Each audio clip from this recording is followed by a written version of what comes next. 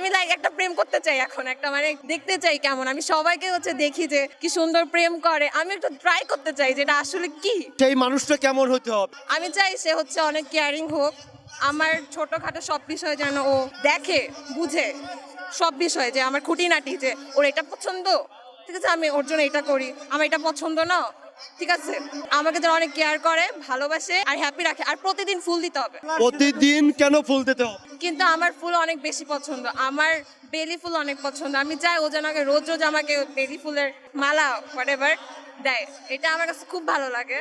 আমি অন্যজনকে দিতে দেখছি, কিন্তু আমি চাই যে আমার লাইফ পার্টনার হবে সে যেন আমাকে প্রতিদিন ফুল দেয়।